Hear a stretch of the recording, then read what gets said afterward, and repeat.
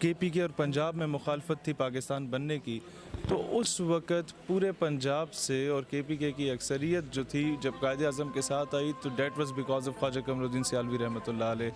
और उसके बाद आप ये देखते हैं कि तहरीक पाकिस्तान में इन्होंने बतौर पीर किरदार अदा नहीं किया, बतौर कारकुन किरदार अदा किया।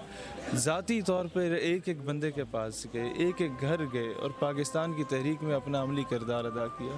तहरीक ख़त्म नबूवत सल्लल्लाहु अलैहि वसल्लम और तहरीक निज़ाम मुस्तफ़ा में जमीयत उलमाए पाकिस्तान की तर्जुमानी करते हुए अपना एक कलीदी किरदार अदा किया।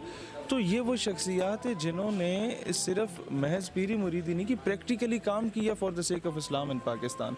तो और फिर दूसरा आप ये देखें कि इस गदी से वाबस्ता पीर मेहर अली शाह रहमतुल्लाह अलैह की गदी है, जिन्होंने ख़त्म नबूवत पे प्रैक्टिकली पहरा दिया, नारा नहीं लगाया सिर्फ। इस गदी से वाबस्ता हज़ूर ज़िया उल उम्मत रहमतुल्लाह अलैह की गदी है।